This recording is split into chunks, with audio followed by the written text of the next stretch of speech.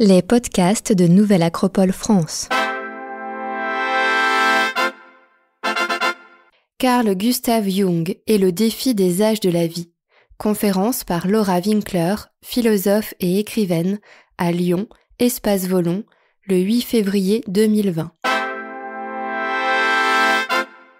Je suis content de venir visiter notre centre de Lyon, comme nous faisons une fois par an. Enfin, il y a peut-être des gens qui m'ont déjà entendu parler dans des conférences. Et surtout de partager avec vous un visage de Jung qui n'est pas très connu. Puisqu'effectivement, parmi les nombreux sujets sur lesquels il s'est aventuré, et dans lesquels il a porté une vision très créative, innovatrice sur l'être humain et son évolution, il s'est aussi intéressé au thème des âges de la vie, avec un regard, pour l'époque, disons, très intéressant et original. Et donc, c'est sur ça que nous allons un petit peu travailler aujourd'hui dans notre conférence. Bon, je pense que j'ai pas trop besoin de présenter Jung, qui était un psychiatre d'origine suisse, qui a collaboré pendant un temps avec Freud, mais il n'était pas son disciple direct. Et ensuite, il s'est distingué et séparé, puisque sa vision de l'être humain avait une dimension nettement plus, dirais-nous, spiritualiste. Et là, il y avait une divergence par rapport à l'analyse qui faisait Freud de l'inconscient. Parmi les nombreux apports qu'il fera dans sa réflexion et ses investigations, il y a deux choses qui me paraissent fondamentales. Enfin, beaucoup, mais disons, je signalerai aujourd'hui deux ou trois choses importantes. Justement, comme Adeline le disait, c'est la notion du processus d'individuation. En observant les comportements humains, il constate que nous sommes des êtres, enfin notre psyché est un tout petit peu séparée ou dissociée, avec une part de nous-mêmes qui est celle que nous connaissons, et qu'il appellera ça un peu les conscients, la part un peu plus rationnelle ou plus connue de nous-mêmes, mais qu'il y a en chacun de nous une grande part d'inconnu, qu'il va appeler l'inconscient, avec une petite parcelle qu'il appelle l'inconscient personnel, et une grande part, disons, un peu comme une sorte d'iceberg qui s'enfonce dans les profondeurs, qu'il appellera aussi l'inconscient collectif. Dans cet inconscient se trouve ce qu'il nomme des archétypes. C'est-à-dire qu'en fait, en quelque sorte, son idée, c'est que l'être humain suit une sorte de programmation archétypale avec des modèles qui lui permettent d'actualiser les différentes phases de son développement. Nous constatons ça au point de vue biologique, c'est-à-dire quand la petite cellule originale commence à se diviser, il y a un super programme qui fait que tout ça devient un bébé, un enfant, un ado, etc. Et à chaque âge, des choses se produisent qui transforment, enfin qui produisent des changements biologiques dans notre corps. Et on peut dire qu'il y a une sorte de programmation, on dirait presque automatique aujourd'hui, n'est-ce pas, très bien étudiée au niveau scientifique et biologique. Mais il pressent ou il essaye d'expliquer que de la même manière qu'il y a un programme pour l'évolution biologique, il y a aussi un programme pour l'évolution psychologique et intérieure de l'être humain. C'est-à-dire qu'il y a une directionnalité par laquelle nous allons progressivement actualiser notre potentiel. Et chaque âge a son sens, sa signification, apporte quelque chose de spécifique et de particulier.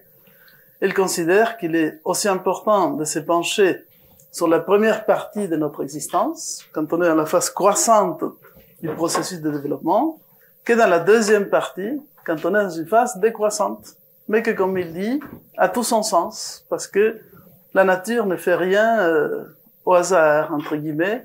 Donc si on continue à vivre quand on est plus productif ou capable d'engendrer, il dit, c'est que tout ça doit servir quelque part à la nature. Alors la question, c'est à quoi ça sert?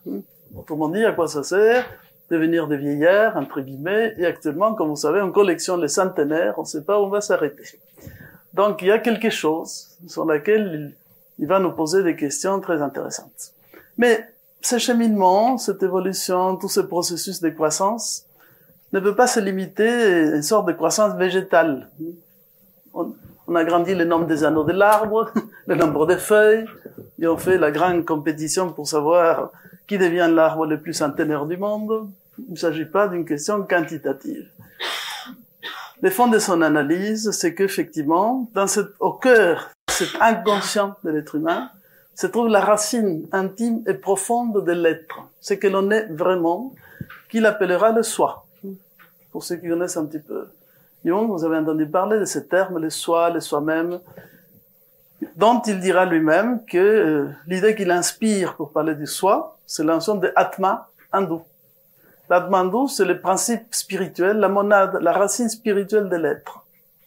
Il va plus loin, parce qu'en fait, il explique que, en quelque sorte, c'est ce soi, duquel on est d'abord tout à fait inconscient, qui manœuvre ou qui crée ou qui génère tous les autres archétypes, toutes les autres parties de nous-mêmes, pour nous aider petit à petit à grandir, à nous développer. Et dans ce sens-là, même l'ego, le moi, est une sorte, entre guillemets, d'excroissance du soi, qui fait partie du processus de développement.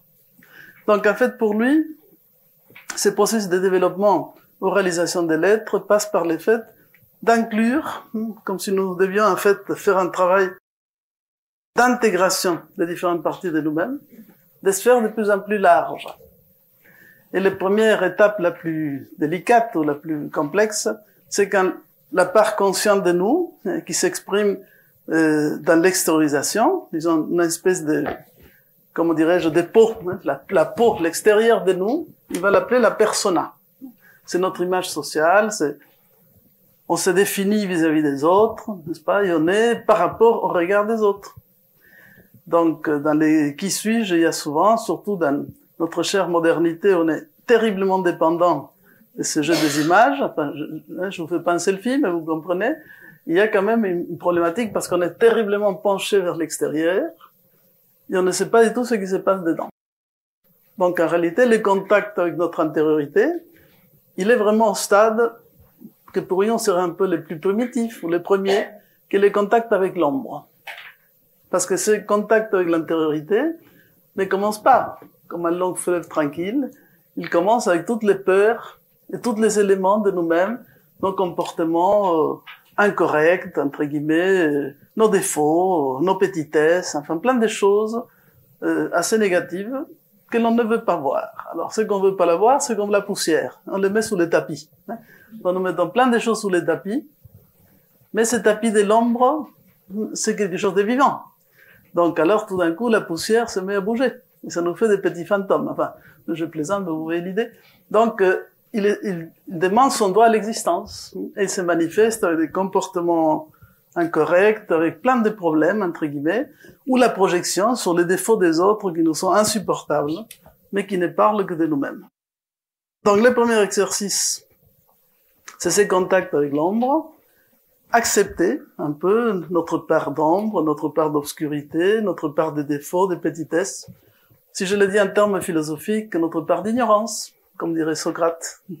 Donc, regarder, en fait, qu'on ne sait rien. Bon, d'abord, ça nous coûte beaucoup. On va déjà commencer par dire que peut-être on ne sait pas tout. Soyons plus modestes. Et petit à petit, on s'intègre avec soi-même et on découvre, dans ces profondeurs de l'inconscient, ce qu'il appelle les archétypes sexuels. C'est-à-dire qu'en réalité, c'est la contrepartie masculine dans l'inconscient, disons, de la femme, qu'il appelle animus, la contrepartie féminine dans l'inconscient de l'homme, qu'il appelle anima, et qui en fait vont être en rapport avec notre développement, au fur et à mesure qu'il y a le développement sexuel et psychologique de l'être humain, et dans les stades de croissance, avec cette idée qu'effectivement, si on cherche sa moitié, entre guillemets, sa contrepartie, à l'extérieur, dans le monde, c'est parce que cet être sur lequel on va un peu flasher est en train de nous parler de quelque chose qui est à l'intérieur de nous. Mais comme on peut voir ce qui est dedans, on le voit par le dehors. D'accord? Voilà l'histoire du coup de foudre cosmique.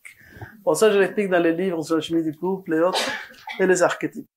Et en fait, il explique qu'il y a différents degrés, puisqu'on commence depuis une sexualité biologique de l'adolescence, qui est un tout petit peu la beauté des corps. Ensuite, on rentre dans la vie active, donc les archétypes évoluent, on va vers quelque chose de plus dynamique, disons, combatif. Ensuite, on s'installe dans la vie, on devient, disons, un petit peu, on assume des responsabilités sur le pôle masculin-féminin, les archétypes évoluent.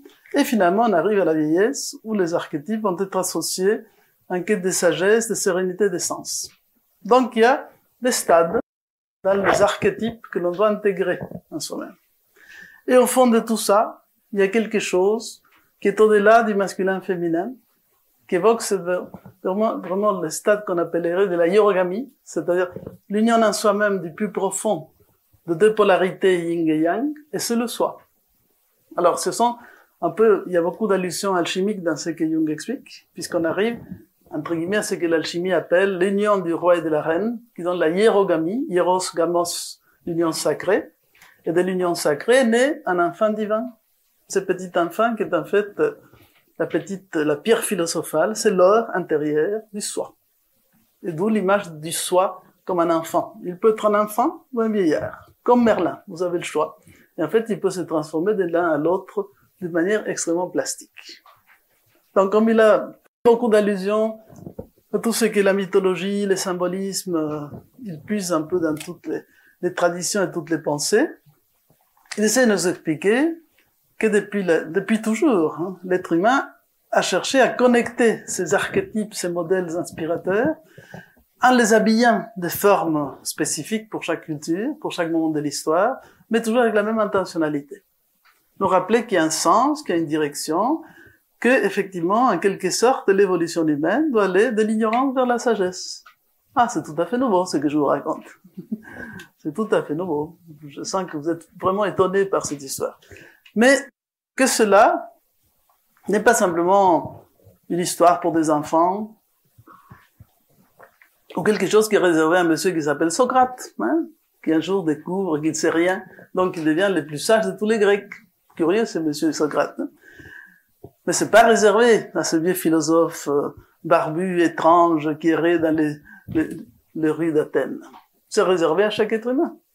Voilà ce qui nous rappelle. Et en fait, ce travail de réunification de chacun de nous, il va l'appeler le processus d'individuation. Dans le sens individu, pas comme un individu quelconque, le mot individu peut avoir un sens un peu péjoratif, mais dans le sens latin, indivisus, ce qui n'est pas divisé. Et ce qui n'est pas divisé est unifié. Donc en fait, toute la bataille que chacun de nous mène, c'est la bataille pour nous réunifier, redevenir un. Nous sommes un peu des êtres complètement explosés dans tous les sens. Et justement, les sens vont d'un côté, les émotions de l'autre, les pensées de l'autre, nous sommes des espèces de puzzles, de mosaïques éclatées. Mais intimement, on sent que quand même, tous ces petites tesselles, tous ces petits bouts de rien du tout, doivent avoir un sens. Donc, si on arrive à ordonner tous ces parties, on va trouver un joli dessin. Une œuvre d'art. Et cette œuvre d'art sera le cœur de chacun de nous. Ce que nous sommes. C'est pourquoi on est venu dans ce monde pour quand même essayer de faire quelque chose de beau, de bon, de juste et de vrai. C'est pas bon tout ça? Donc, comme ça, on relie les archétypes dans le sens psychologique de Jung et les archétypes dans le sens philosophique de Platon. C'est un petit raccourci. S'il y a des orthodoxes de Jung, ne m'en voulez pas, mais il faut être un peu créatif dans la vie et tirer l'essentiel des enseignements. Donc, on est clair, processus d'individuation. Néanmoins, c'était en même temps un personnage très engagé sur son époque. Il naît en 1875 et il meurt en 1961. Longue vie, bien remplie, actif jusqu'à sa dernière minute pratiquement, et qu'il a vu, en tant que Suisse, dans une situation un peu neutre, nos voisins d'à côté, quand même l'évolution de l'Occident, très préoccupante, avec la Première Guerre mondiale, la Deuxième Guerre mondiale, cette espèce de destruction de l'Occident qui les préoccupe énormément, puisqu'il parle de tous les défauts et problèmes de la névrose de l'âme occidentale. Qu'il va associer avec ce fait qu'entre notre conscient et notre inconscient, nous avons mis, pas le mur de Berlin, mais presque, vous voyez, une super barrière. On ne communique pas entre les dedans et les dehors, entre les visibles et l'indivisible, entre les jours et la nuit, entre la vie et la mort. Donc nous sommes dans une espèce de dualisme qui nous coupe des racines vivantes de nous-mêmes. Bref, nous sommes des morts vivants. Enfin, je le dis comme ça, synthétiquement, c'est pas l'OTAN, mais quand même, on est un petit peu dans un état pas de mort cérébrale, mais de dissociation. Voilà ce qu'il expliquait.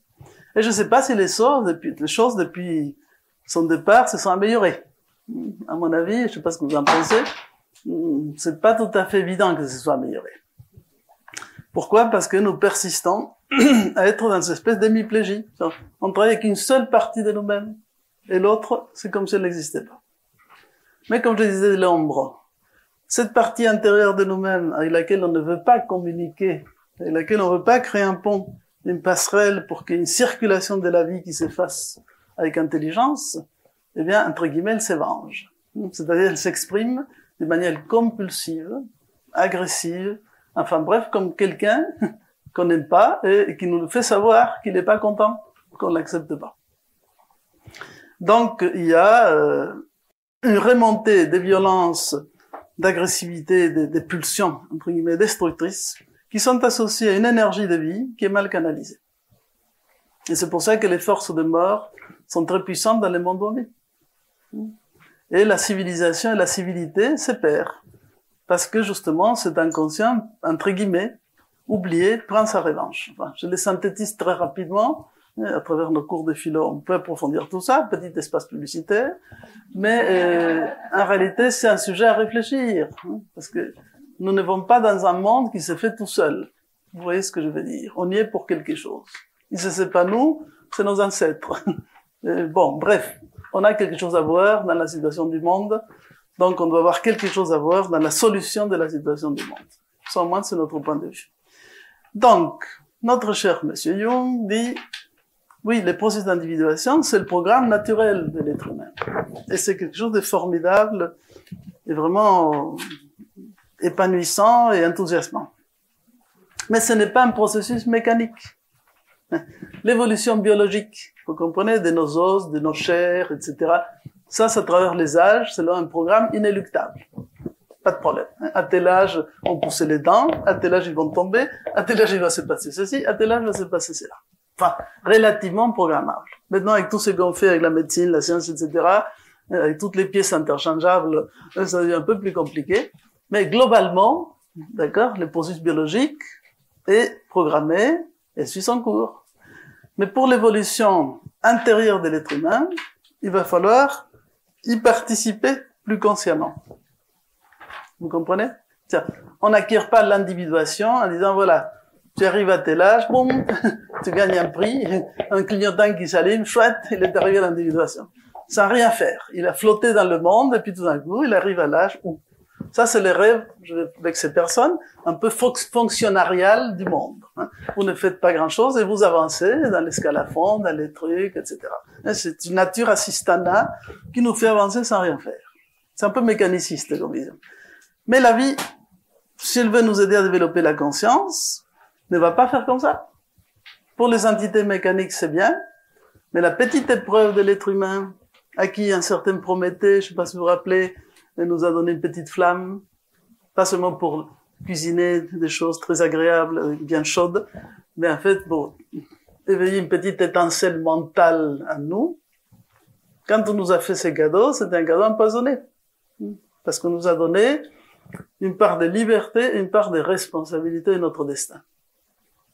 À partir de maintenant, puisque tu arrives à voir et comprendre les lois de la nature, c'est à toi de choisir ce qui est bien et ce qui est pas bien. La notion du bien est tout ce qui est en accord avec les lois de la nature. La notion du mal est tout ce qui s'éloigne ou dégrade ces lois de la nature. D'accord? Donc, nous voilà face à nos propres responsabilités. Autrement dit, pour gagner ce travail de réunification, il va falloir se lever tôt. Comme le soleil, puisqu'il nous fera l'analogie avec le soleil, et rester très attentif, comme le soleil. Ce qui est intéressant, c'est que le soleil est toujours comparé à un œil, n'est-ce pas? Qui voit tout. Pas seulement qui voit tout, mais il clarifie tout. Quand le soleil se lève, hop, tout d'un coup, ce qui était dans la confusion, l'obscurité, une espèce d'homogénéisation, devient distinct et différencié. Donc il voit tout. Donc, notre conscience doit être comme cet œil du soleil. Elle doit voir. Elle doit comprendre. Elle doit grandir, disons, en clarté et en ouverture. Et pour cela, nous allons passer par une série de stades qui seront les célèbres âges de la vie. Sujet sur lequel je me suis passionné depuis très longtemps, parce que, au lieu d'expliquer que j'ai mes passions aussi pour l'astrologie, ben, je veux le dire moi-même pour compléter. Donc, en fait, ça fait longtemps, au siècle dernier, certains parmi vous n'étaient pas nés ou vous étiez en train de se poser la question, où suis-je? Eh bien, je m'intéressais déjà à ce thème de tout ce qui est cyclique, de tous les processus de transformation. J'ai fait un petit livre sur comprendre les âges de la vie, qui était basé sur une vision astrologique, mais discrète, parce que si on parle d'astrologie, les gens prennent peur, donc évidemment. Et par rapport à ces cycles qui nous aident à nous construire tout au long de la vie, par rapport aux différentes questions, disons, de l'existence, et par rapport à la vision de la mort. Donc je vais intégrer un petit peu tout ça. Donc quand beaucoup plus tard, continuant l'étude de Jung, j'ai vu que lui-même avait travaillé sur ce sujet, ça m'a beaucoup intéressé de croiser les deux éléments. J'espère un jour faire un petit ouvrage qui rassemblera les deux éléments. Mais la notion, c'est justement comprendre que même si les processus du temps nous paraît linéaires par rapport à notre raison, comme une flèche qu'on lance, hop, du début, qui se projette vers le ciel, comme l'espace est courbe, même si vous jetez la flèche au plus loin, à un moment donné, ça va retomber. Et comme la Terre est courbe, vous voyez, à un moment donné, même ce soleil qui va s'élever et arriver au sommet, n'est-ce pas, au crépuscule, ensuite devra faire le schéma inverse, de l'ouest vers l'est. Mais ça, c'est plutôt le sujet de la conférence que vous avez eue avec M. Schwartz, puisque les Égyptiens étaient les grands maîtres de deux voyages. Le voyage de l'aube au crépuscule et le voyage du crépuscule à l'aube. Mais le voyage du crépuscule à l'aube, c'est le voyage dans la nuit, et c'est le mystère de la mort, sur lequel, pour l'instant, nous sommes à 10 000 lieues de nous intéresser à la question. Déjà, les problèmes des vivants nous posent des problèmes. Alors, traiter l'autre moitié du voyage, c'est pour des hautes initiations pour lesquelles nous ne sommes pas encore prêts. Enfin, c'est une blague. Mais disons que la question fondamentale, c'est que le voyage est total. Et pour l'instant, déjà, si on s'intéresse à ces petits soleils qui s'élèvent, qui arrivent à midi et qui se couchent le soir, on a déjà quelque chose d'intéressant à entrevoir. Et c'est comme ça qu'il doit un tout petit peu parler pour évoquer ce voyage de l'âme dans la vie. Donc, je vous ai donné une petite feuille dans laquelle il y a une phrase que je vais vous lire. Il y a un petit schéma qui est celui-là, mais il manque simplement les dates. Donc, en fait, à un moment donné, pour parler sur ces âges de la vie, il va nous faire cette métaphore du parcours diurne du soleil. Et il dit, vous l'avez pas la fiche? Oui. Non, c'est au cas où. Au matin, c'est pour être sûr que alors, au matin, il parle du soleil. Il émerge de l'océan nocturne de l'inconscient et contemple la vaste étendue étincelante qui s'offre à lui dans un moment d'expansion qui s'élargit au fur et à mesure qu'il monte au firmament. Donc, vous voyez, on le voit monter, ce soleil. Dans l'extension de son champ d'action qu'entraîne son propre lever, le soleil va découvrir sa propre signification. Bien sûr qu'il avance, il comprend ce qui lui arrive. Il va se voir atteindre son zénith et la plus belle dissémination de ses bienfaits, où il reconnaît son véritable but. Il poursuit avec assurance sa course jusqu'à un zénith imprévu, parce que sa carrière est unique et individuelle, et que son point culminant n'est pas calculable à l'avance. Au 12e coup de midi, il amorce sa descente. Cette descente implique le renversement de tous les idéaux et valeurs qui étaient l'objet de ses attentions du matin. Le soleil entre alors en contradiction avec lui-même. On dirait qu'il absorbe ses rayons au lieu de les émettre. Lumière et chaleur déclinent pour finir par s'éteindre. Heureusement, nous ne sommes pas des soleils levants ou couchants, mais il y a en nous quelque chose qui ressemble au soleil, et parler du matin et du printemps de la vie, de son déclin et de son automne, ne relève pas d'un simple jargon sentimental.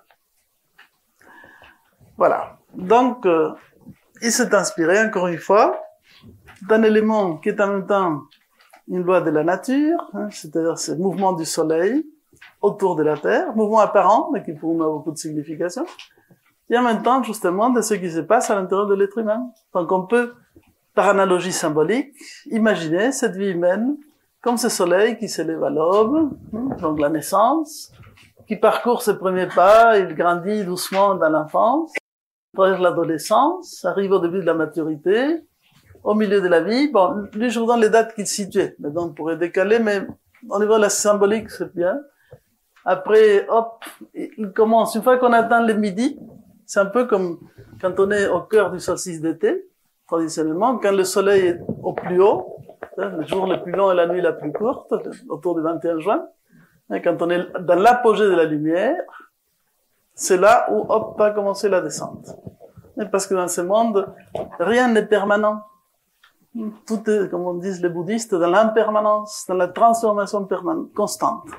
Donc, il commence à descendre, l'âge mûr, ensuite, on s'approche du crépuscule, et à un moment donné, il va se coucher et disparaître de l'horizon. Alors, il est vrai que tout au long de l'année, nous avons des super éphémérides pour calculer exactement les heures de lever, coucher du soleil. Ça, c'est, entre guillemets, très mécanique et très bien calculé. Pour l'aventure humaine, dans ces beaux parcours, on ne sait pas exactement à quelle heure sonnera le départ de la scène. Ça, c'est la différence. Et puis maintenant, comme on a beaucoup progressé en termes de santé, etc., bon, disons, on arrive, comme je disais, à avoir de plus en plus de centenaires, donc il y a peut-être une rectification à faire sur les âges. Mais le schéma de base est un petit peu celui-là, et des choses vont se passer dans chacune de ces phases. Ce qui est très intéressant, c'est qu'il appellera, d'un terme assez particulier et peu connu, donc je vais le mettre là. Ce qui va fasciner Jung, c'est justement ce fait que les choses qui vont à un moment dans un sens, à un moment changent et vont dans le sens contraire. Et il appelle ça l'enantiodromie. Voilà, comme ça vous avez un mot savant pour répéter la galerie. Enantiodromie. Enantios, contraire, dromos, course. Donc la course qui allait dans un sens, tout d'un coup, va aller dans le sens contraire. Donc c'est pour ça que un vieux proverbe dit ne dis jamais de cette eau je veux pas boire. Enfin, je sais pas comment on dit en français, en espagnol, c'est comme ça qu'on dit. Et un peu dans le sens, on peut pas dire qu'effectivement les choses, on n'arriverait pas à connaître quelque chose qui est très différent de ce qu'on vit aujourd'hui. Il est évident que quand on est, comment dirais-je, dans l'énergie débordante de l'enfance, on a un peu de mal à comprendre ce qu'est la lenteur de la vieillesse. Non, de la lenteur de la vieillesse, on se rappelle qu'on a été enfant. C'est pour ça qu'il y a une phrase qui dit, que l'ancien dit, je suis à l'enfant, je suis tout ce que tu as été, et tu es, enfin, tu es ce que j'ai été, et tu es ce que je serai. Enfin, je suis ce que tu seras. Enfin, il y a un croisement, en fait, entre le passé et le futur, et dans les anciennes traditions éducatives, les rapports entre les vieillards et les enfants étaient naturels. Quand dans la maison vivaient toutes les générations, il y avait une entente naturelle, une rétroalimentation naturelle, si je peux dire, des générations, dans lesquelles, justement, c'était les anciens qui racontaient des histoires et qui alimentaient cet enfant, qui voyait au moins qu'il y avait quelque chose de différent. Donc, son état d'un moment allait se transformer dans un état tout à fait autre. C'est quelque chose que j'aime bien quand vous regardez, par exemple, un rosier. C'est très beau de voir parfois qu'il y a plusieurs roses, donc une qui est en bouton, l'autre qui est très bellement ouverte, et la troisième qui commence à perdre les fleurs, enfin les pétales. Tout ça ensemble. Et c'est la ronde des âges de la vie. Les anciens étaient très sensibles à cette idée de toujours associer les âges, dans le sens de comprendre les transformations permanentes par lesquelles on passe. Mais comme nous sommes devenus les maniaques de la ligne droite, les obsédés du progrès à tout prix, on prend la courbe, on prend un petit segment, et on s'accroche à ce petit segment. Donc, j'y suis et j'y reste. en se privant de tout l'intérêt de découvrir d'autres choses. Les 4 âges de la vie. C'est pour ça que j'aime beaucoup aussi l'astrologie, parce qu'elle travaille sur les grands cycles, les grandes transformations.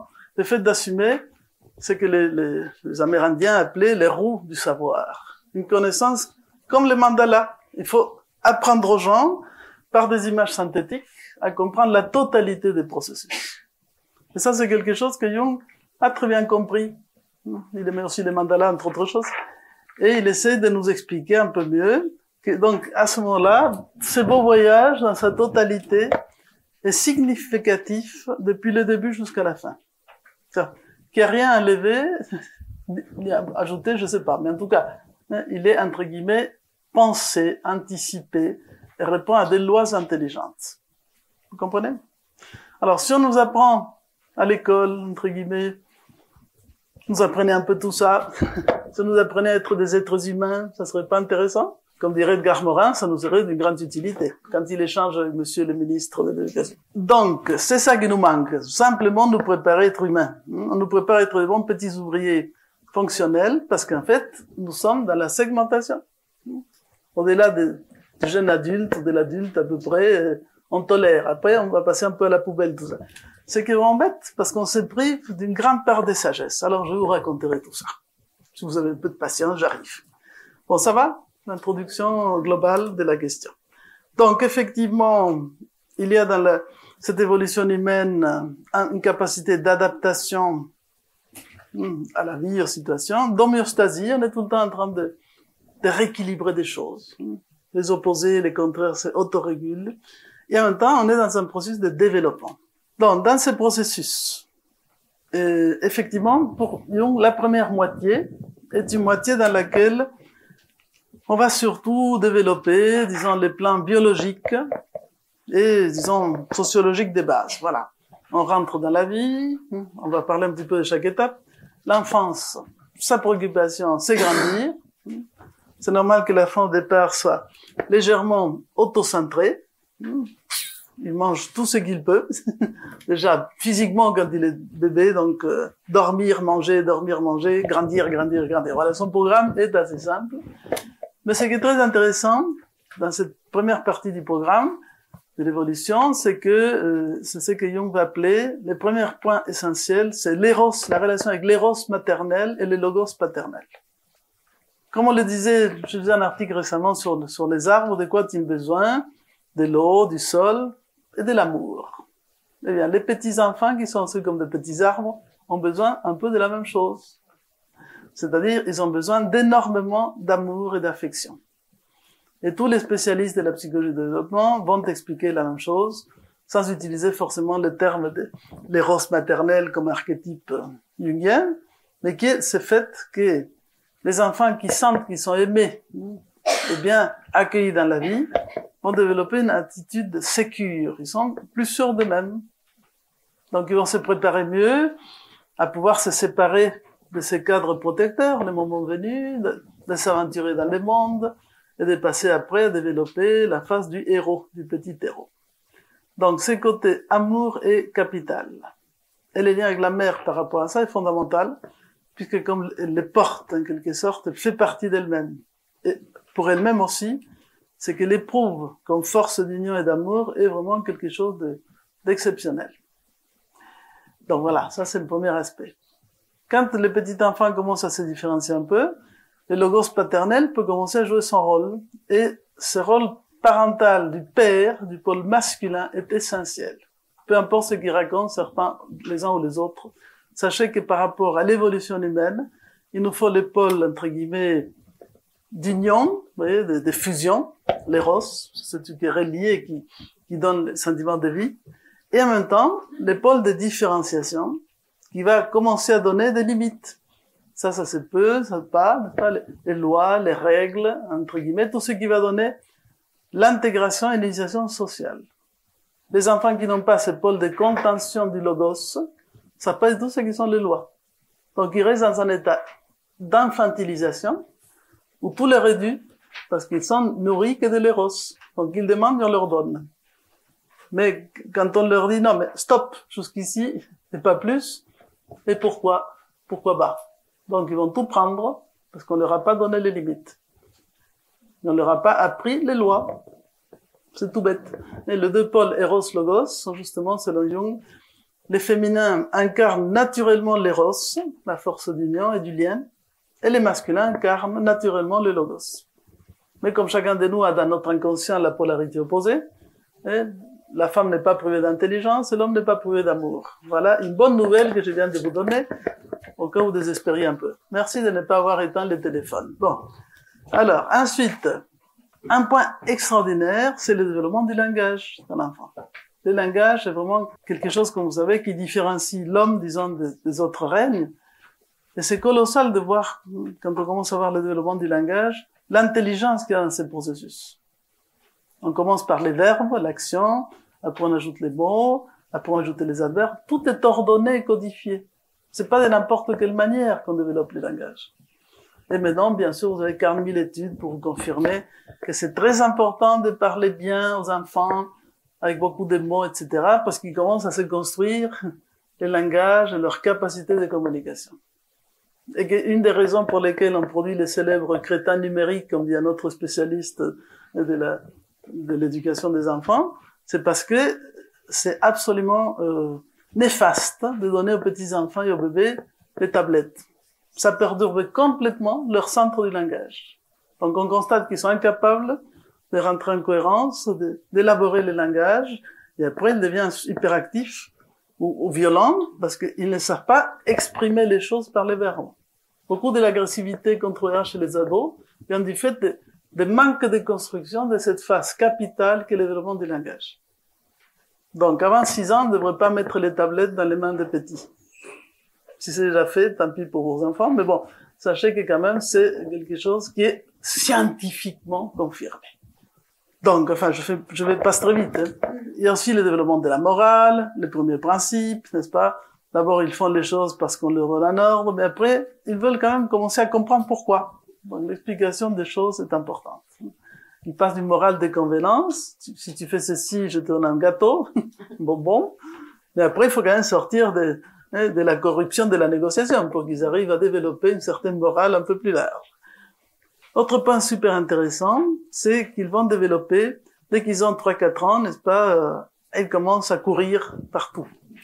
Alors, ces mouvements d'éloignement de la source de protection primordiale, vous comprenez? Même si l'exploration est une petite pièce, c'est pas important, c'est pas leur problème. L'essentiel, c'est ces mouvements centrifuges, vous voyez, de fuite en avant, qui est associé avec l'éveil, dirait Jung, de l'archétype du héros. Vous voyez? Vous savez pas, mais ça commence tôt, les petits héros. Qui va à la recherche de l'inconnu, des nouveaux horizons, de nouvelles choses à découvrir, vous voyez. C'est formidable. Donc, il faut lui donner la latitude. Et si on garde l'enfant trop protégé, pas bon, parce qu'il restera toujours dans la recherche du confort, de la sécurité, de ce qui est proche, donc il pourra pas s'ouvrir à de nouveaux horizons. Et évidemment, il travaille avec des symboles et des contes. Les contes, les mythes, tout ça, c'est génial. Et si c'est raconté, c'est beaucoup mieux que si vous lui allumez un petit film à la télé dans lequel ils sont comme ça en train d'avaler passivement les choses. C'est toujours la même histoire. Toute la question est de créer la dynamique d'expression de l'intérieur vers l'extérieur et pas les gavages des oies, vous comprenez, de l'extérieur vers l'intérieur. Ça maintenant, c'est pas moi qui le raconte. Il y a plein de super spécialistes qui vont vous dire ça, un long, un large, un travers.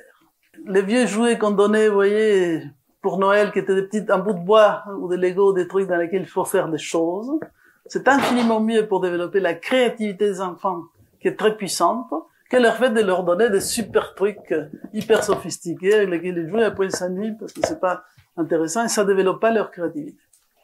Bon, peut-être les entreprises de jouets seront pas contentes de ce qu'on raconte, mais quand même, c'est très important de savoir qu'on s'est légèrement trompé dans nos choix. Je sais pas si vous étiez rendu compte, mais c'est peut-être pour ça que cette civilisation se casse la figure. Il n'y a pas de problème, il y a toujours la possibilité de faire une autre, hein. Ne pleurez pas. Hein.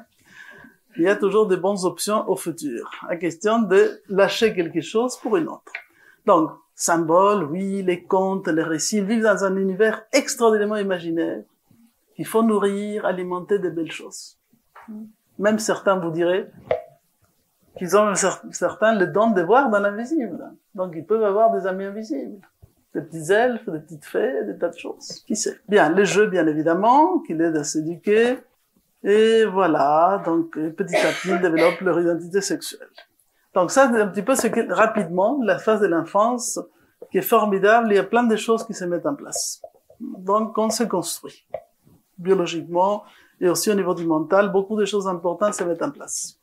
Quand on arrive à l'adolescence, alors là, effectivement, il va y avoir un affaiblissement du lien parental et un conflit générationnel. Je ne sais pas si vous l'avez constaté pour ceux qui ont des enfants ados, mais si ça vous arrive, c'est naturel. Pas de panique, pas de panique. La question, c'est de savoir gérer tout ça. Alors pourquoi ça devient si difficile actuellement de gérer tout ça? Bon, d'une part, parce qu'effectivement, celui qui connaît l'état des pubertés et tous ces changements organiques, pas déjà sexuels, etc., également ce qu'on appelle les orages cérébraux, parce que le cerveau est en train de se construire, c'est un moment que si nous regardons plus attentivement du côté de l'adolescent, il est en train de se passer énormément de choses terribles à l'intérieur de lui. C'est comme s'il vivait des espèces de, je sais pas, des transformations, où cet enfant peut être un héros, ou l'héros qui devient un être normal, enfin, il sait plus très bien où donner la tête. De la tête de tout le reste, disons.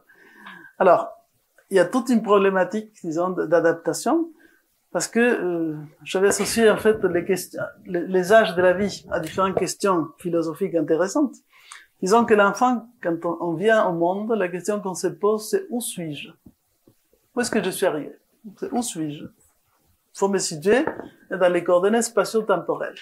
Il faut pas oublier que chacun de nous est pas une résidence, mais on rentre quand même dans un espace-temps donné. Donc nous sommes, entre guillemets, super conditionnés par la famille dans laquelle on est, les moments historiques, la ville, les pays, les continents, oui. Donc on a une ambition d'universalité, mais on a quand même des racines temporelles précises. Donc on conditionne cet être. C'est vrai que les petits enfants, quand ils naissent, pendant les 6 premiers mois, ils ont une capacité pour apprendre toutes les langues. Mais comme évidemment, ils vont écouter avant tout la langue maternelle, c'est cette langue-là pour laquelle tous leurs organes vont s'adapter pour après pouvoir développer cette langue plutôt que les autres. Au départ, le programme est très souple. Ça, c'est génial. Je sais pas si vous comprenez. C'est pour ça que les petits enfants ont une grande capacité d'apprendre beaucoup de langues. Ça, c'est aussi constaté. Alors, donc, l'enfant se demande où suis-je? Et quand nous arrivons à l'ado, qui d'un coup vise la célèbre mue que Dolto appelait, n'est-ce pas, le syndrome du homard, n'est-ce pas, celui qui va un peu changer de peau. C'est comme une espèce de crévisse. Ça y est, il avait une peau. Il arrive le temps de changer de peau. Mais à un moment, il est tout nu. Je sais pas si vous savez la pauvre bête. Donc, il se cache sous des rochers, il sait plus quoi faire. Donc là, il est dans cette nudité où il est plus l'enfant, où à peu près, il avait réussi à savoir à quoi il ressemblait. Et il est quelque chose d'autre, il ne sait pas exactement à quoi ça ressemble, qui change tout le temps. Difficile, hein, cette vue. Donc elle a bien travaillé sur ces sujets. Donc la question qui se pose l'adolescent, c'est qui suis-je? C'est là où apparaît le véritable problème d'identité. Dans les sociétés archaïques, dites primitives, il y avait ce qu'on appelait les initiations tribales. Donc on faisait tout un travail, des passages, avec préparation, passage d'épreuves, et accueillir après l'individu qui passait l'épreuve, pour justement lui permettre de vivre d'une manière, comment dirais-je, tellement forte, une épreuve, une expérience, qui lui permettait de se défaire de l'état précédent pour passer au suivant. Donc on appelle ça une mort-renaissance. Tout processus initiatique, comme dirait Eliade, c'est mourir en étape pour naître un autre état de conscience considéré supérieur au précédent. Supérieur dans le sens qu'il va un peu plus loin. Il inclut les stades précédents, mais il nous amène à une découverte d'un autre niveau de réalité, d'un autre état de conscience. Donc, en faisant cela, bon, à l'époque, on n'avait pas tant de chichis, on passait directement de l'enfant presque à l'adulte, d'accord? Parce que la vie étant plus courte, tout de suite, dès qu'il y avait la capacité, disons, générationnelle, etc., etc., donc, ça y est, il va falloir passer des cases, entre guillemets, dans le système tribaux maternel, féminine, au monde masculin, si c'était un garçon. Pour les filles, les initiations sont plus liées à leur processus aussi biologique. Les menstruations vont être les premières initiations. La maternité, quand même, quelque chose de très fort, était aussi très important. Donc, on n'allait pas dans la même direction. Pas parce qu'on méprisait l'un ou l'autre, mais parce qu'on sentait que ça passait par des voies différentes. En tout cas, pour les garçons, tout passe par l'idée de l'épreuve, le déplacement, et le faire naître un nouvel état. Aujourd'hui, il y a plein d'extraordinaires pédagogues, psychopédagogues qui expliquent justement que nous sommes dans l'état primitif vis-à-vis, nous, ce sont les primitifs, vis-à-vis de cet accompagnement des ados dans leur passage de l'enfance à la puberté. Parce qu'il n'y a pas de rite, entre guillemets, d'initiation sexuelle ou autre pour qu'ils comprennent ce qui se passe. Alors, ils vont découvrir tout ça de manière parfois un peu barbare. Bref, je vous dis que je ferme un petit peu le sujet pour ça, mais c'est quand même normal qu'il y aura déjà les centres d'intérêt, les sphères d'influence vont changer. Et les parents qui étaient sur le piédestal de l'enfance, bloum, bloum, bloum, ils dégringolent dans les profondeurs des abysses. Les êtres les plus incapables, les mondes les plus imparfaits, et ça devient Greta qui râle contre le monde parce que les parents n'ont pas fait ce qu'ils devaient faire. Bon, j'exagère un tout petit peu, mais c'est quand même pour expliquer. Tout le monde, peut-être vous n'avez pas une Greta chez vous, mais vous avez quelque chose qui ressemble certainement, et qui est associé avec ce développement, vous voyez, très rapide de nos cellules nerveuses, de notre capacité d'abstraction. L'adolescence, c'est l'âge de l'abstraction. On peut avaler énormément de choses, étudier des théories générales, vous comprenez? Et on a l'impression, une extraordinaire impression de savoir des choses. Moi, j'ai commencé ma formation à Nouvelle Agropole, à Buenos Aires, avec le professeur Livraga, dans les années 69. Alors, vous voyez, l'histoire, l'année où on est allé sur la Lune. J'en parlerai toujours, c'est quand même. Et autres petites choses. Bon, alors, et effectivement, découvert des Platon, enfin, j'étais déjà fan des lectures, passé mes jours dans la bibliothèque de mon lycée, enfin, j'étais une sorte de rat de bibliothèque. Bon, pas de problème. Mais je m'appelle, maintenant, hein, avec les reculs de l'âge, que je lisais Platon et tout ça, je trouvais ça génial, et on avait l'impression de tout comprendre. Ça y est, Eureka. Donc, à partir de cette espèce de compréhension rapide et superficielle des choses, on se permettait de juger, n'est-ce pas, d'une voix comme ça, des juges dignes du jugement dernier, toutes les bêtises des générations passées. Comment est-il possible, hein, qu'ils aient pas fait mieux? Hein, ça s'appelle révolution des cafés. Qui n'a pas fait ça? 68, c'est un peu ça aussi. Bon, et entre autres, un peu plus, comment dirais-je, turbulent, mais quand même, c'est le même esprit, la même idée. Et en fait, derrière tout ça, il y a effectivement une découverte du monde, mais en même temps, un état qu'on appelle l'état de tous les possibles. À l'adolescence, c'est pas, on est en train d'étudier tout, on découvre toutes les disciplines, on se dit voilà, théoriquement, on peut tout faire. Hein? C'est un peu comme vous rentrez dans le supermarché, entre guillemets, c'est l'occasion, et vous avez tout. Devant vous. Et vous prenez, tchac, tchac, tchac. Bon voilà, je vais faire ceci, je vais faire cela. Bon, et après, il faut commencer à périr dans la réalité. Parce qu'il faut passer de l'abstraction à la réalité plus concrète. En tout cas, c'est beaucoup de choses qui se passent dans cette phase, sans compter évidemment l'activation de tous les systèmes sexuels et affectifs, qui va poser les premiers grands drames, du premier amour, et tous les drames que cela va signifier. Et aujourd'hui, malheureusement, à cela ajoutons, je dirais en quelque sorte, la catastrophe des réseaux sociaux, qui a perverti complètement les relations humaines, et dans lesquelles on communique par les petites bêtes, les petites machines, au lieu de dire bonjour en face. Les personnes sont en face et ils communiquent par leur smartphone. Donc, vous comprenez que ça doit légèrement diminuer notre capacité relationnelle. Je sais pas ce que vous en pensez. Donc, peut-être si on a un peu moins de technologie dans le futur, ça serait pas mal. On va reprendre à se dire bonjour, des tas de choses comme ça. Hein. Non, tout n'est pas perdu. Non, ne soyez pas si désespérés, vous allez voir. Bon, en tout cas, il doit se préparer un tout petit peu pour entrer dans le rôle de l'adulte. Et donc, quand on rentre dans le début de l'âge adulte, là, il va parler lui de l'âge mûr, mais en fait, d'abord, c'est le jeune adulte. Eh bien là, l'adulte, il doit être obligé de poser une troisième question. Que vais-je faire de ma vie? J'avais dans mon adolescence tous ces possibles potentiels, toutes mes blessures affectives et tout un tas de choses, le monde à découvrir et toutes les connaissances à digérer, etc. Et encore évidemment, si nous pouvions changer un peu les orientations de l'éducation, nous inspirerions beaucoup plus de Platon, pour qui gymnastique et musique étaient très importantes. Mais la musique rassemblait un certain nombre de connaissances globales dans les sciences comme la partie supérieure. Mais quand aujourd'hui, on dit, n'est-ce pas, que 82% des enfants ne font pas suffisamment d'exercice physique, et 92% des filles, c'est un peu problématique. Donc, la gymnastique pour Platon était l'harmonisation du corps. C'était pas simplement les muscles. Et la musique, c'est tout ce qui est l'harmonisation de l'âme. Donc ça, c'était la base de l'éducation. Donc, il y aurait quand même deux ou trois choses à penser un peu différemment que de laisser ces gens assis pendant 2 heures devant leur truc, apprendre des choses par cœur, pour qu'après, la culture devienne ce qu'on dit, ce qui reste quand on a tout oublié. Donc en fait, c'est un tout petit peu cet enseignement livresque n'est peut-être pas la voie du futur. Donc si ça craque de tous les côtés, je défends pas tous les extrêmes et tous les excès, mais quand même, c'est qu'il y a quelque chose qui est arrivé au bout. On est obligé de tout repenser. Au lieu de les penser par petits bouts, ça serait intéressant de chercher à les penser d'une manière holistique et globale. C'est ça qui manque dans la modernité, parce que, comme je vous expliquais, on est hémiplégique. Comme on cherche à répondre aux choses par la moitié de nous-mêmes, et on oublie l'autre moitié, les réponses qu'on va donner ne seront pas satisfaisantes pour le tout, mais pour une partie. Et l'autre partie va râler. Et ça va nous donner la France parfaite. Un dit oui, l'autre non, et se tape dessus, tout le temps. Et voilà, c'est le conscient et l'inconscient.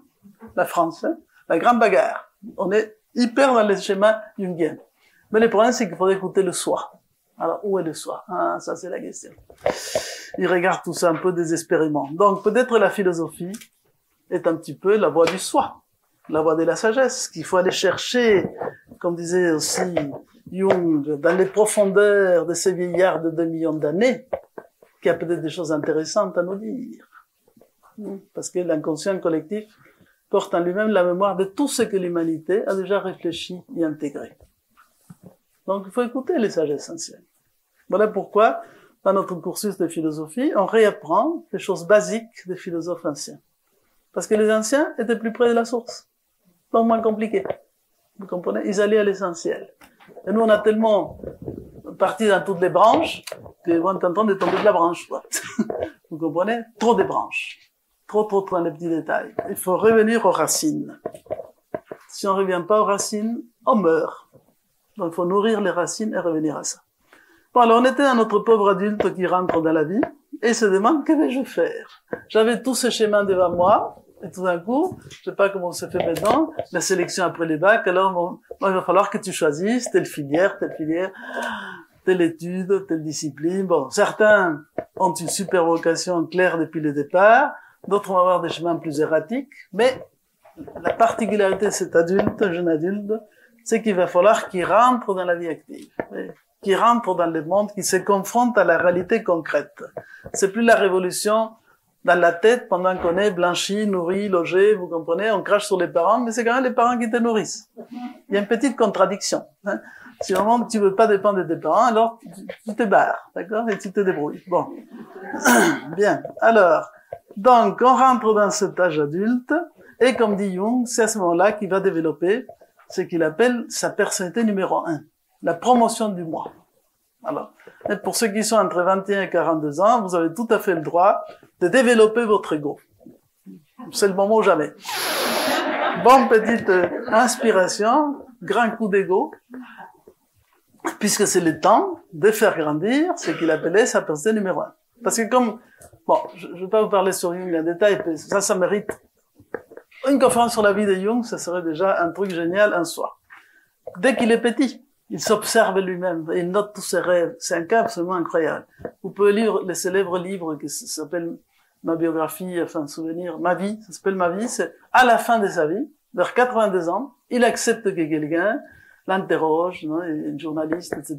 Et à partir de là, il fait cette biographie, dans laquelle il s'intéresse pas à raconter les faits en tant que tels, bien qu'évidemment, il raconte les faits, mais il explique que sa vie, c'est l'histoire d'un inconscient qui marche vers son accomplissement.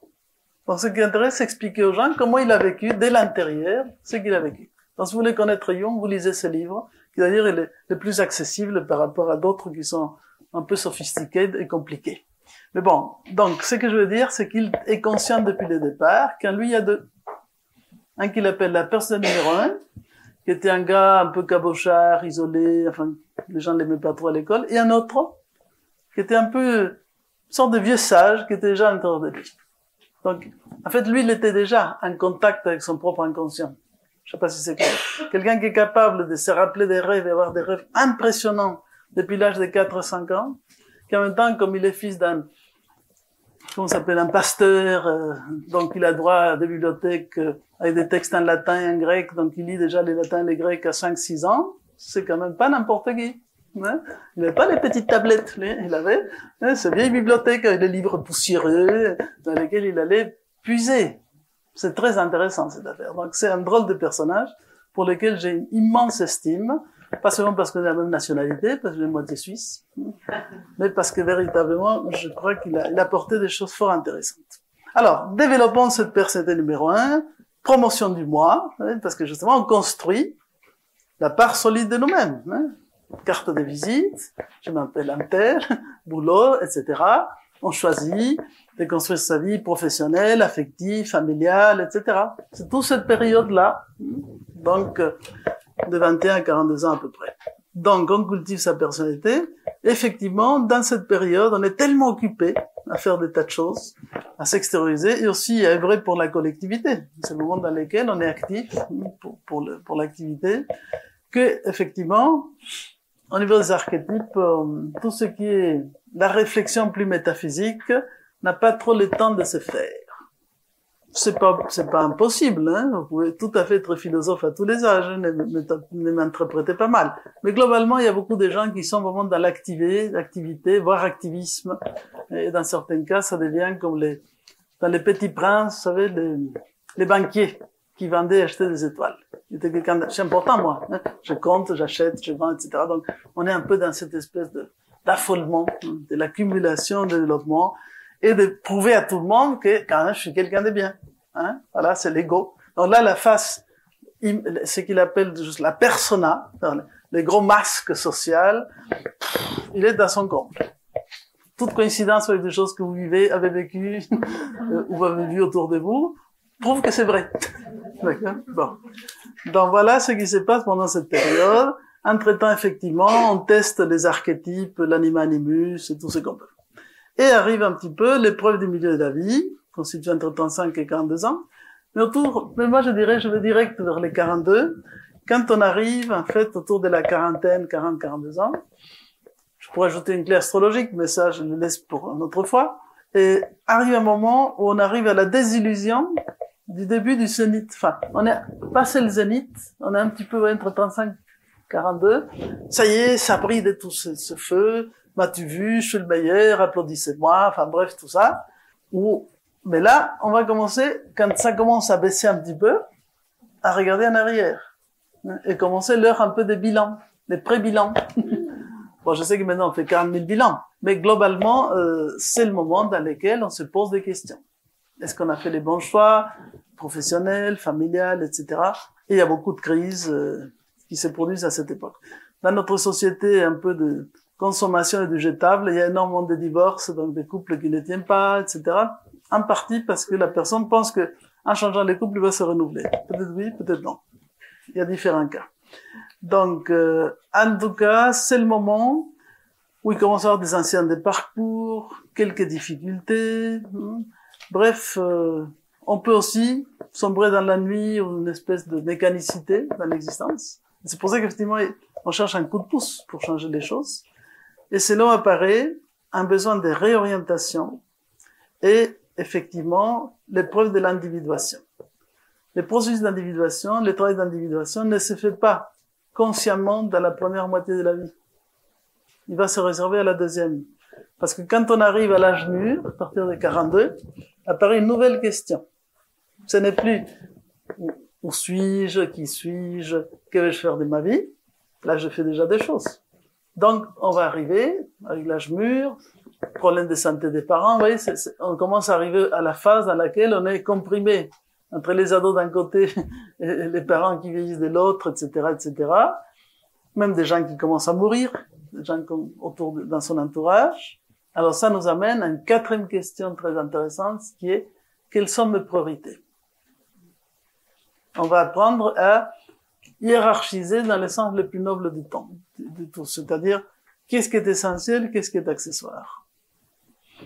Platon nous dirait que si on avait eu une éducation philosophique, cette question, on l'aurait déjà abordée un peu avant, puisqu'il explique qu'il y a des biens métaphysiques qui sont les biens essentiels, ceux à quoi on va consacrer sa vie et son énergie en priorité, dont les valeurs à cultiver en nous-mêmes, les vertus, les qualités intrinsèques.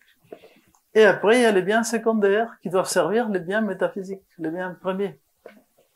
Mais comme nous fonctionnons à l'envers, parce qu'on est de l'accumulation de la quantité vers la qualité, et on tombe dans la conscience des choses progressivement, et que malheureusement nous ne sommes pas éduqués par des sages, eh bien malheureusement, on arrive à ça après avoir bien roulé sa bosse, se fait bien cabocher par l'existence, et alors là, on commence à ouvrir les yeux vers ce côté de l'invisible. Parce qu'on s'approche, vous voyez, doucement.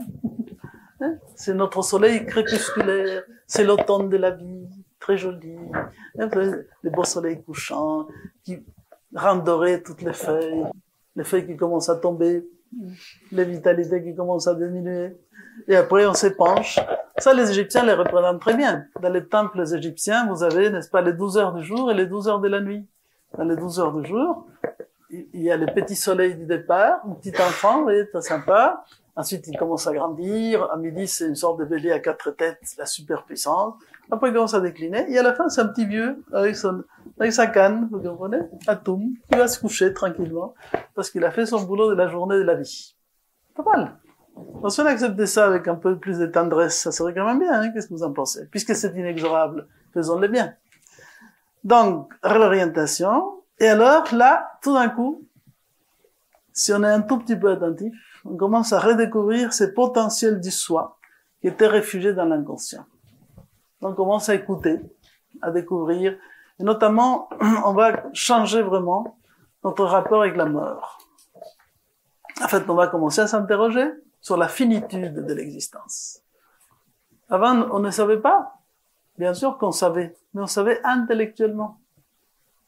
Vous comprenez? Vous savez ce que c'est, cette chose qu'on appelle l'intellect.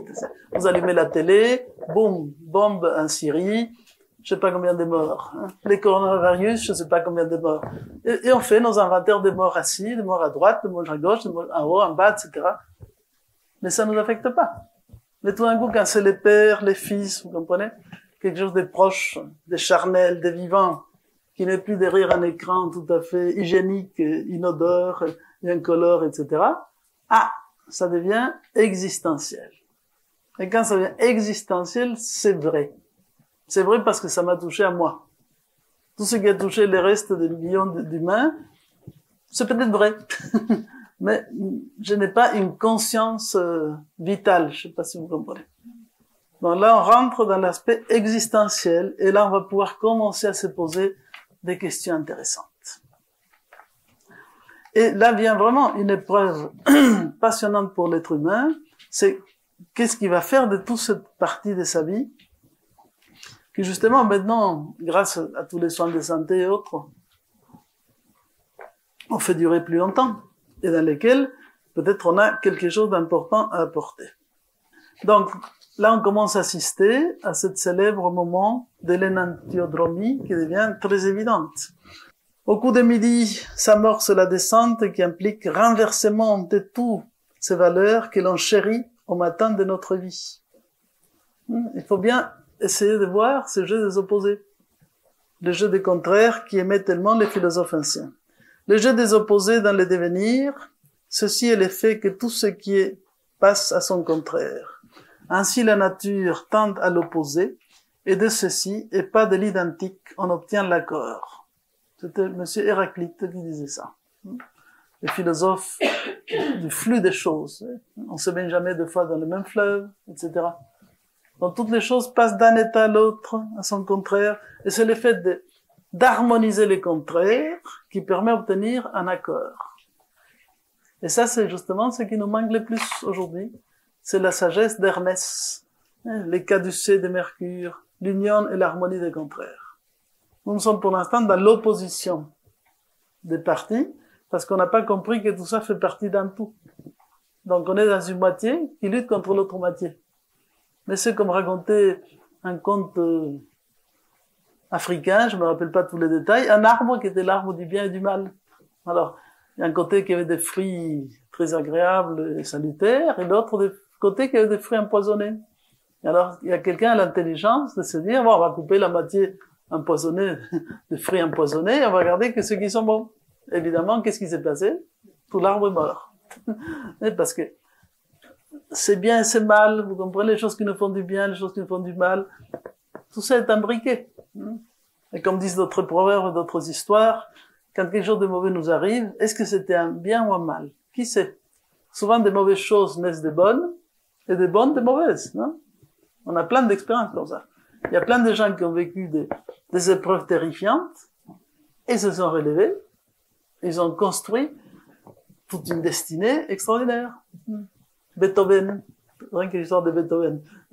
Son profil familial n'était pas le plus extraordinaire. Et pourtant, lui, il est devenu un génie. Elle devient sourd. Et pourtant, une telle vie intérieure que ça n'empêche pas de faire du beau avec la douleur et les choses qu'il expérimente. Donc, les biens, les mal, dans ce sens-là, peut-on vraiment les scinder? Donc, oui, on commence à réfléchir un peu plus. On commence à passer à découvrir l'intérêt de la vie intérieure, de la réflexion. Et tout cela associé avec le fait qu'on acquiert les sentiments inéluctables de notre mortalité. Jusqu'à là, possible, peut-être. Il semble que, mais bon, c'est un truc, on verra plus tard, oui.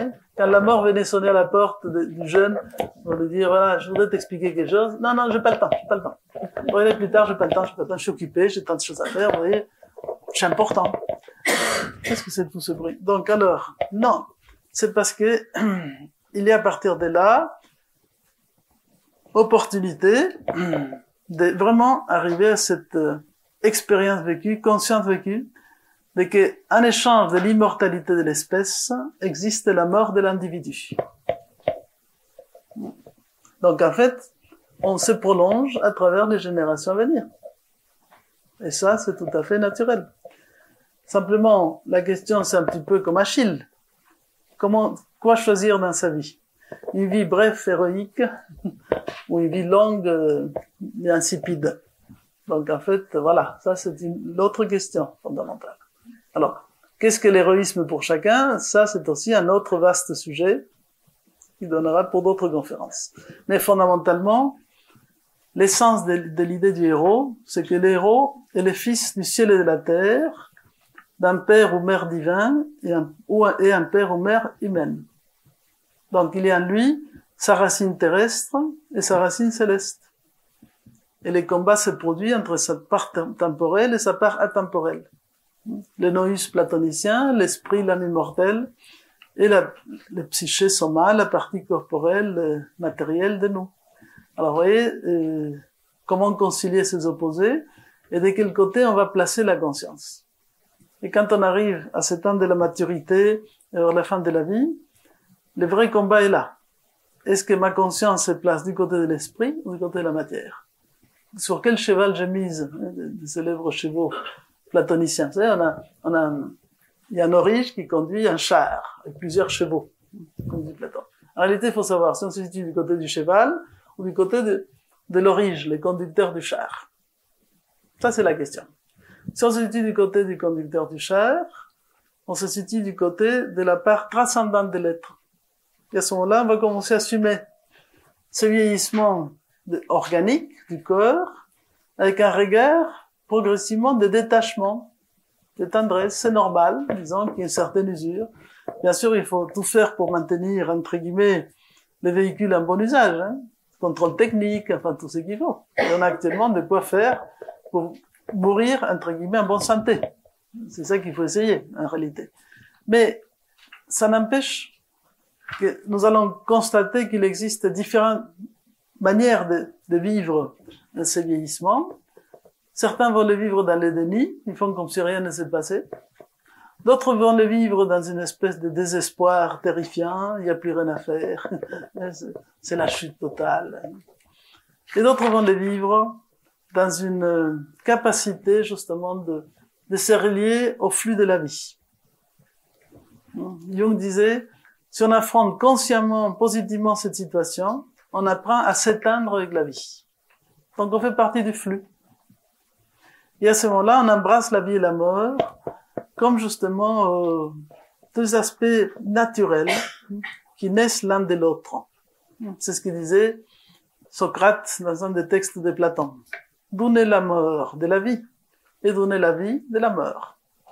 Puisque dans le processus de l'antiodromie, je vous expliquais la partie visible du voyage, mais il reste la partie invisible. Le soleil fait tout un voyage nocturne, dans tous les mythes des grands combats contre des forces de ténèbres, et à l'aube, hop, Irénée encore une fois. Dans les mystères de l'Eusis, c'est ce qu'on expliquait aux candidats au mystère, qu'effectivement, ce soleil qu'on voyait renaître chaque jour n'était pas quelqu'un de nouveau, c'était toujours le même. Donc quand on prend conscience de la part d'immortalité qui nous habite, on devient plus calme. Parce qu'on sait que on a peut-être un peu plus de temps pour faire les choses qu'on a à faire. Et même pour ceux qui pensent qu'on n'a qu'une seule vie, bon, mais ok, déjà, de toute manière, il convient de devenir calme dans le sens stoïcien du terme, parce que vous pouvez pas faire autrement. Donc la sérénité est toujours mieux que le désespoir. Et on explique que c'est ça les grands défis, disons, de cette dernière partie de l'existence, dans laquelle on peut commencer à regarder les choses qui se sont passées avec plus de recul, tirer des enseignements, tirer des expériences. Ça, c'est important. Pour essayer quoi? De ne pas reproduire les mêmes bêtises. Donc, en fait, quand on rentre dans cette période de la maturité, de la sortie de la maturité, en fait, on va arriver, la 5e question de ce qu'on va appeler l'adulte vieillissant sera, que vais-je transmettre aux autres? C'est toute la clé de la capacité de transférer quelque chose. Bon, dans la France super organisée, on va organiser la transmission de son héritage, sa succession, ses biens, etc. C'est bien, c'est un aspect de la question, c'est normal, il faut s'occuper, rassurer, disons, la continuité de la lignée, mais on peut transmettre sur le plan biologique, sur le plan psychologique, sur le plan spirituel. Donc il y a un niveau de transmission d'expérience, de vécu et de sagesse qui est extrêmement importante. Et c'est là où Jung dit, voilà, si la nature nous donne toute cette longueur de vie, n'est-ce pas? C'est parce que tout ça doit servir à quelque chose. Donc on n'est plus dans la production matérielle, on est à ce qu'il appelle la production culturelle, c'est-à-dire le fait de donner plus de valeur aux choses. Donc, normalement, on devrait produire des biens métaphysiques. Voilà. C'est ça l'objectif. Donc des valeurs. Et donner des exemples et enseigner par rapport à ça, aider les autres à comprendre mieux tout ça. Mais qu'est-ce qui nous empêche de vivre cette belle aventure humaine dans sa totalité? C'est que nous sommes restés figés sur l'obsession de la jeunesse, le jeunisme. De la même manière, vous voyez, que j'expliquais, on ascendait entre les conscients et l'inconscient, donc on est dans la personnalité numéro 1, le côté inconscient, on veut pas le voir, c'est dangereux, on sait pas ce qui se passe, c'est un peu sombre, rentrer là-dedans, il n'y a pas de la lumière, vous voyez. De la même manière qu'on se sent entre les conscients et l'inconscient, on se sent entre la première et la deuxième moitié de la vie.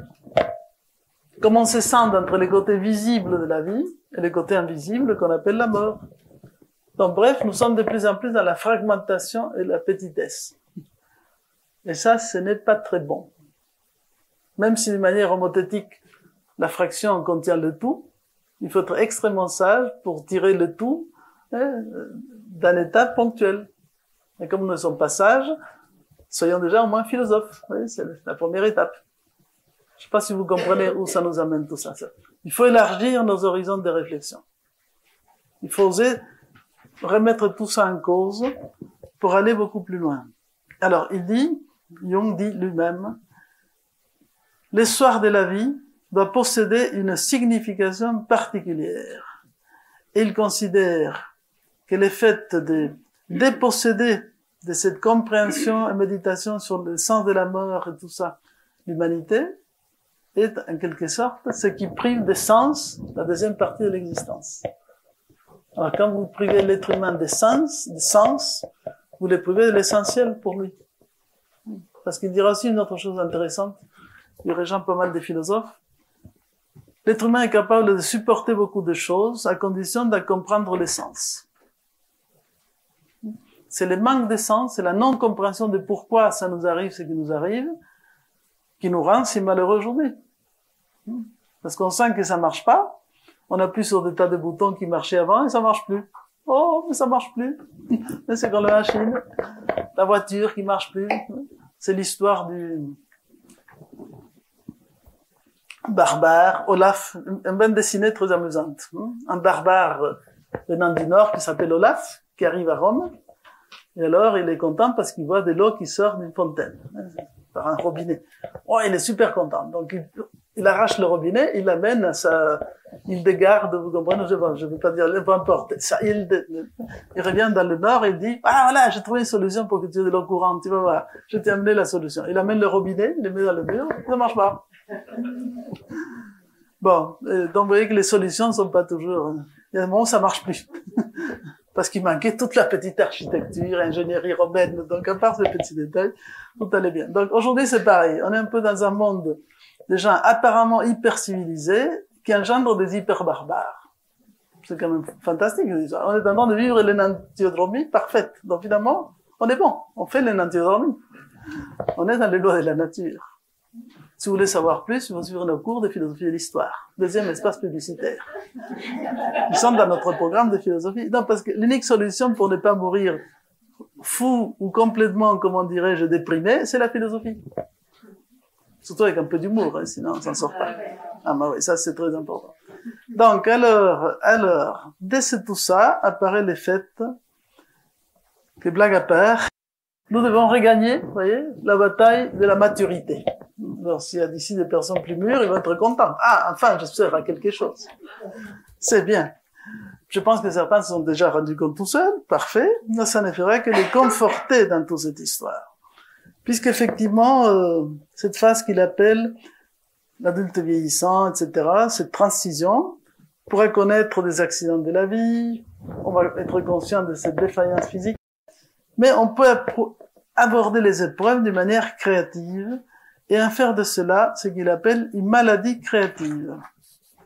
Et je pourrais vous raconter, effectivement, dans la vie de Jung, il va connaître un AVC, il va connaître différentes difficultés, mais de tout ça, toujours il est sorti en ayant une capacité de réflexion et d'approfondissement.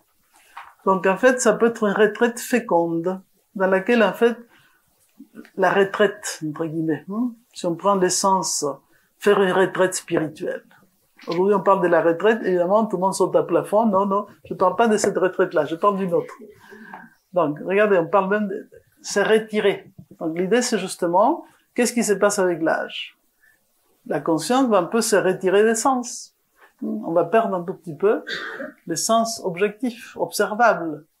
Mais si on a cultivé, entre guillemets, son esprit et son intériorité, elle devient d'une acuité beaucoup plus fine. Et un approfondissement. Et quand on fait témoigner, n'est-ce pas, nos anciens combattants, qu'on amène dans les écoles et tout ça, et tous les gens qui ont vécu des choses terribles, les jeunes, ils sont très touchés.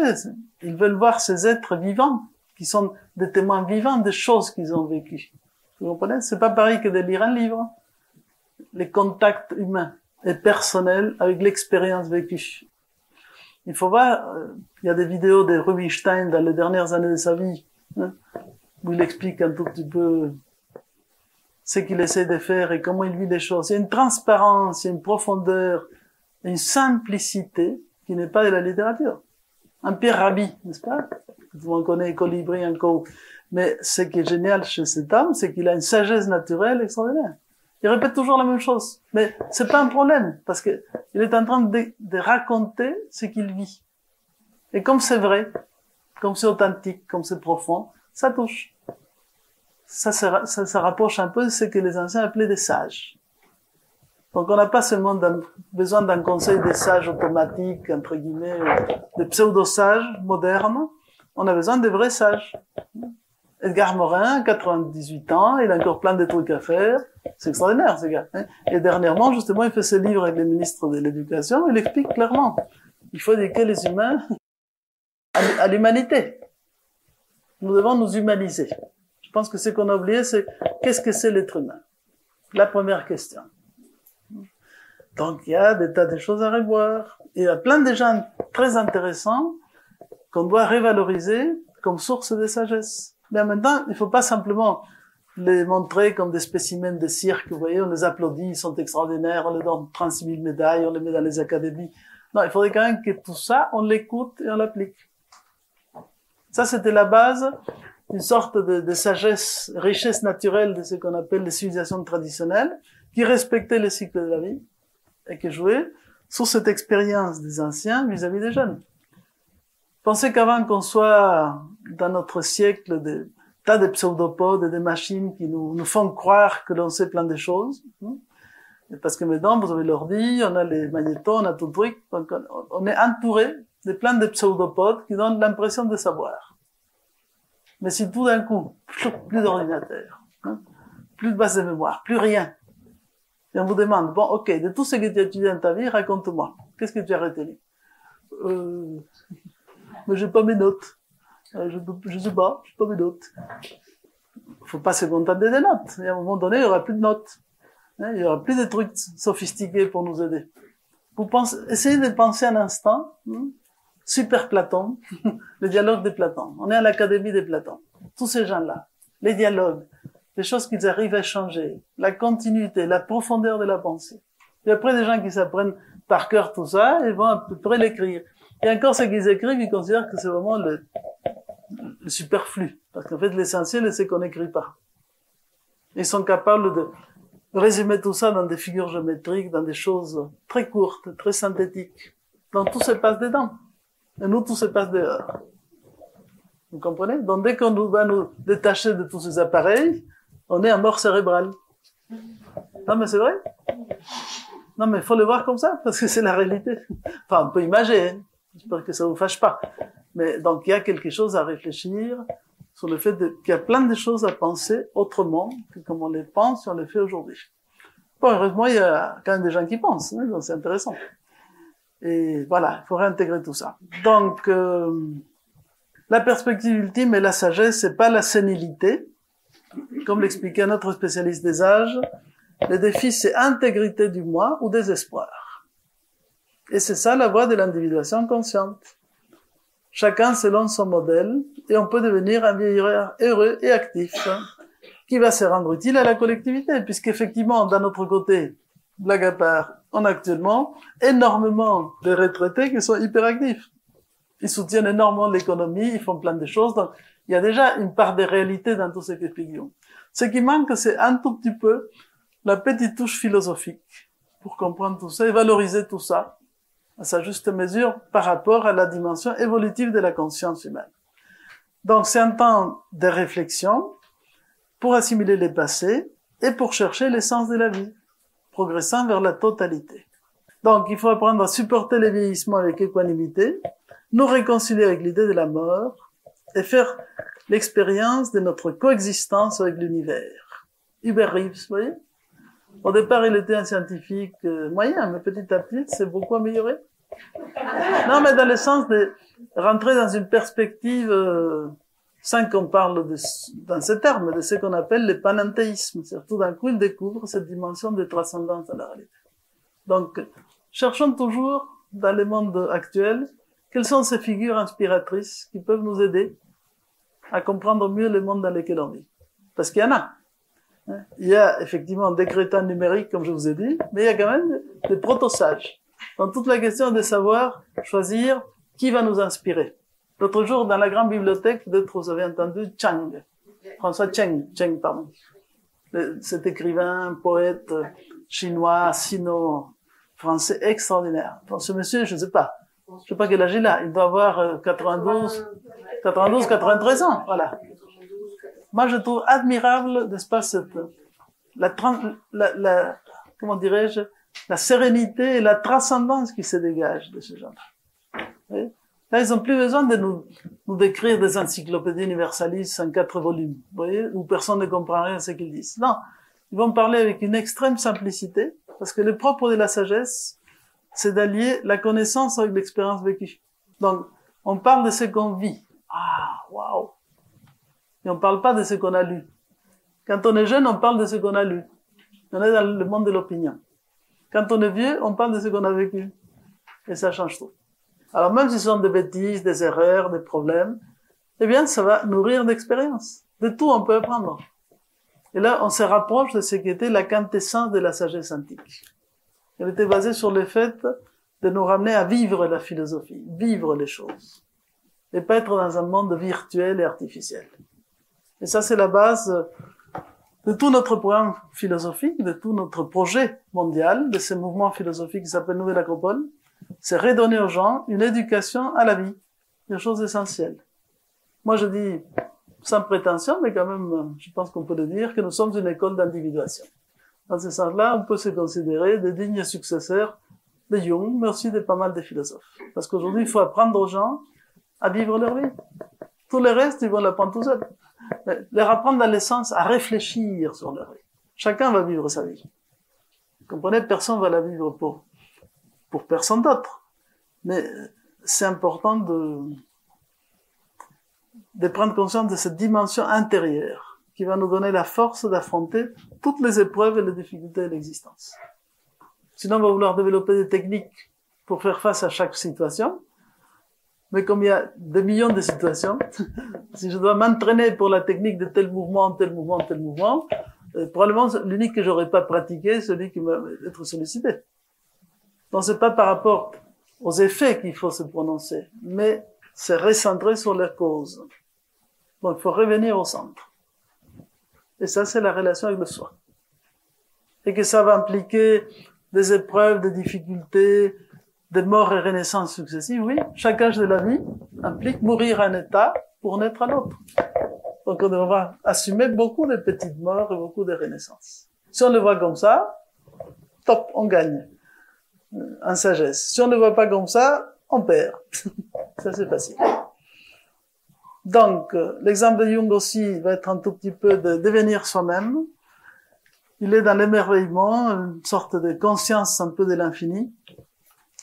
Pour ça, il disait, voilà la phrase que je cherchais, reculer devant la mort, c'est dépouiller de sa finalité la seconde moitié de la vie, de notre vie. C'est pour ça que, pour les philosophes antiques, la réflexion et la méditation sur la mort est la clé pour apprendre à bien vivre. Que ce soit au Tibet, que ce soit en Égypte, que ce soit en Rome, que ce soit le bouddhisme, tous les grands courants philosophiques vont nous mettre face à cette conscience de la finitude des choses. La finitude, l'impermanence, la transformation constante, le fait d'essayer de libérer de la souffrance, et que tous les êtres cherchent une certaine forme de bonheur. Mais l'unique bonheur durable, c'est ce que les philosophes appelaient l'eudaimonia, c'est-à-dire arriver à être dans les contacts avec son génie intérieur, son être intérieur. Ce que Jung appelle l'union avec le soi. Donc tous les biens extérieurs nous finissent par mourir, par partir, par se défaire. Donc il va falloir aller chercher à l'intérieur ce qui n'est pas à l'extérieur. Mais pas les chercher dans une attitude égoïste. Ça, c'est un petit dernier avertissement. Sinon, on va finir par avoir des tas de narcisses devant nous et c'est pas l'objectif. Vous comprenez en fait qu'il y a une phase dans laquelle on se déploie dans le monde, on s'extériorise, on affirme cette personnalité numéro 1, qui est l'ego qui dit voilà, je suis là.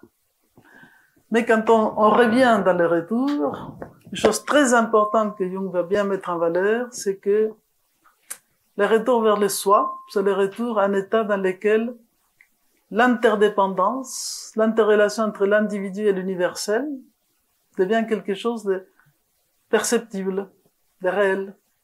Donc l'autre n'est pas non plus une image virtuelle, c'est une réalité. Quand on parle de l'univers, l'homme est l'univers, l'homme est l'univers. Ouais, l'univers là-bas, moi ici. Mais Hugues, univers pas ici. Donc moi univers, moi, pareil. Là, il faut les reprendre des orientaux. Quand un oriental dessine, disons, l'homme qui regarde un arbre, il dessine un arbre, et l'homme dans l'arbre. L'homme et l'arbre sont liés. Il y a nous quelque chose de l'arbre, et dans l'arbre quelque chose de nous. Nous, le super occidental, n'est-ce pas, tout à fait kantien, sujet, objet, etc., tiers exclu aristotélicien, moi, sujet, observe, arbre, objet. Et nous avons créé un monde des sujets d'un côté, des objets de l'autre. Mais comme le sujet est devenu objet, on appelle ça raréfier le monde. On est devenu des choses. Et voilà. Et le fait d'être devenu des choses nous a coupé de notre humanité. Voilà le petit problème qu'on a. Alors, à vous de choisir. Suis-je une chose ou un être? Être ou ne pas être? Là, c'est pas être ou ne pas être. Être ou chose? Chose ou être? Et oui. Et c'est pour ça que l'univers, pour nous, c'est tas de cailloux qui tournent autour. Bon, on sait pas très bien pourquoi. Un jour, boum, on a fait le Big Bang et ça a commencé à bouger. Ah, c'est sympa. Et un jour, ça va arrêter de bouger. Ah, c'est sympa. Mais Et l'essence de tout ça? Quelle est l'essence de tout ça? Tout ce boulot pour rien? À réfléchir. À réfléchir. Parce que si vous voyez le monde comme ça, vous verrez vous-même aussi comme ça. Je vais bosser comme un fou pour rien. Désespoir. Non, nous on veut l'intégration et la sagesse. Cet univers visible cache une puissance de vie invisible et une intelligence cosmique extraordinaire. Quand les Grecs appellent l'univers le cosmos, c'est le monde beau et intelligent, gouverné par les théos, la grande intelligence primordiale qui donne du sens à tout. Alors vous préférez être les fils du théos ou du chaos? Ça c'est la question. Les chaos on les connaît. La question maintenant c'est aller chercher, entre guillemets, les pères théos pour faire de notre vie un cosmos. C'est-à-dire quelque chose d'harmonieux et d'utile et d'intelligent. Imaginez-vous, si on fait la révolution des gens intelligents et connectés, mais vraiment spirituellement et pas connectés à les petites machines, on pourrait vraiment contrecarrer pas mal la bêtise du monde. Donc il faut qu'on fasse confiance à la force de l'humain pour vaincre la mécanisation du monde. Mais pour ça, il faut qu'on sente une nécessité de nous transformer. Ça va pas venir de l'extérieur, ça va venir de l'intérieur. Il faut qu'il y ait nécessité de créer un monde plus beau, plus juste, plus harmonieux. Alors on a détruit la moitié de la planète, presque 2/3. Il serait peut-être grand temps de voir comment on reconstruit les choses, en assumant notre propre part de responsabilité dans tout ça. Et voilà, et avec un peu d'humour et de confiance dans la vie, qui a une capacité d'auto-régénération colossale, un peu d'aloe vera, et tout ira mieux. Bien. Avec ce message, et avec beaucoup de confiance dans le futur, malgré les apparences, je vous tire ma révérence. Merci. Merci.